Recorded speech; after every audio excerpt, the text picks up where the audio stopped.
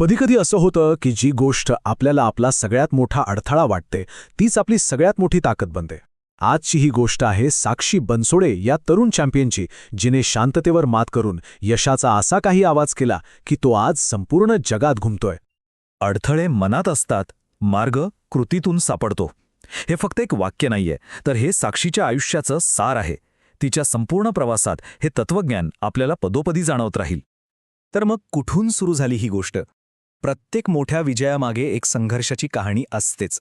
चला तर मग साक्षीच्या यशाचा पाया कसा आणि कुठे रचला गेला हे पाहूया.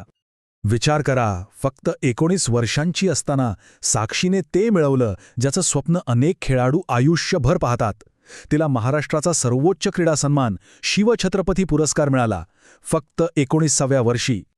तर साक्षीला जन्मापासूनच ऐकू येत नव्हता. म्हणजे ती एका शांत जगात होती, आवाजांच्या जगापासून खूप दूर. सुरुवातीला हे कोणाच्या लक्षातच आलं नाही. पण जेव्हा ती 3 वर्षांची झाली आणि तरीही बोलत नव्हती, तेव्हा तिच्या घरच्यांना या मोठ्या आव्हानाची जाणीव झाली. तिच्या वडिलांचे हे शब्द ऐकल्यावर आपल्या काळजाचा ठोका चुकतो. त्यांच्या मनात केवढी मोठी उलथापालथ झाली असेल याची आपण कल्पना करू शकतो. समाजाची भीती आणि आपली मुलगी कुठेतरी एकटी पडेल ही चिंता त्यांना आतून पोखरत होती. पण म्हणतात ना, जिथे निराशा असते तिथेच कुठेतरी आशेचा एक किरणही असतो. आणि साक्षीसाठी तो आशेचा किरण होते तिचे वडील, ज्यांनी आपल्या मुलीसाठी स्वतःच्या एका अपूर्ण स्वप्नालाच तिचं भविष्य बनवलं. म्हणजे बघा, साक्षीचे वडील हरिदासजी यांना स्वतःला एक ॲथलीट व्हायचं होतं, पण परिस्थितीमुळे त्यांचं ते स्वप्न पूर्ण होऊ शकलं नाही. मग त्यांनी ठरवलं की आपलं स्वप्न आता आपली मुलगी पूर्ण करेल, आणि तेच बनले साक्षीचे पहिले गुरु, पहिले कोच. आता ट्रेनिंग तर सुरू झाली, पण साधनं काय होती? काहीच नाही. ना प्रोफेशनल कोचिंग, ना पैसे. परिस्थिती इतकी बिकट की कित्येकदा जेवणात फक्त चटणी भाकरी असायची. पण एक गोष्ट होती, ती म्हणजे दुर्दम्य इच्छाशक्ती. आणि याच इच्छाशक्तीवर यशाचा पाया रचला जात होता. तिच्या आयुष्यात एक असा प्रसंग घडला ज्याने सगळं काही बदलून टाकलं. एक छोटीशी शर्यत होती, पण तिने खूप काही शिकवलं आणि तिच्यातली चॅम्पियन बाहेर काढली. ही गोष्ट आहे तिच्या तिसरीतली. पहिली वहिली रेस 600 मीटरची. आणि काय झालं असेल? ती धावताना एकदा नाही, दोनदा नाही, तर 3-3 वेळा पडली. पण तिचे वडील बाजूलाच होते. ते तिला प्रोत्साहन देत होते, उठ साक्षी, पळत राहा. आणि तिने तेच केलं. पडली, उठली आणि धावत राहिली.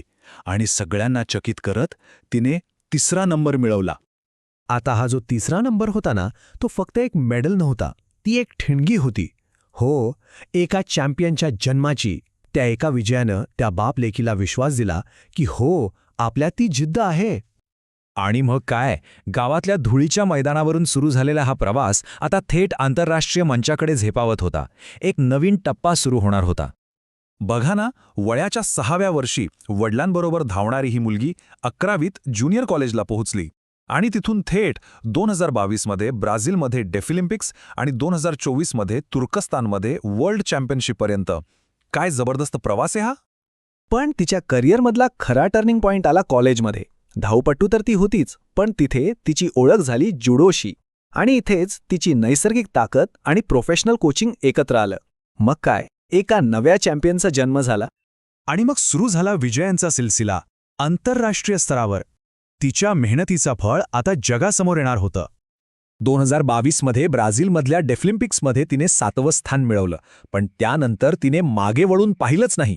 2024मध्ये मलेशियात आंतरराष्ट्रीय जुडो स्पर्धेत सुवर्णपदक आणि त्याच वर्षी तुर्कस्थानमध्ये वर्ल्ड चॅम्पियनशिपमध्येही पदक. खरंच देशासाठी ही खूप अभिमानाची गोष्ट आहे. आणि एवढंच नाही, तर पॅराऑलिम्पिक्ससाठी ती एकदा दोनदा नाही तर तब्बल 3 वेळा पात्र ठरलीये. म्हणजे निवडीची हॅट्रिकच. यावरून तिची सातत्यपूर्ण कामगिरी लक्षात येते. पण ही पदकं, हे विजय, या पलीकडेही खेळानं साक्षीला खूप काही दिलं. असं काही जे कदाचित कोणत्याही मेडलपेक्षा जास्त मौल्यवान आहे. एक छोटासा पण खूप सुंदर किस्सा आहे.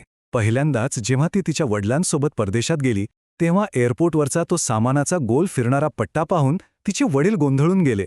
एका सामान्य शेतकऱ्यांसाठी ते जग पूर्णपणे नवीन होतं.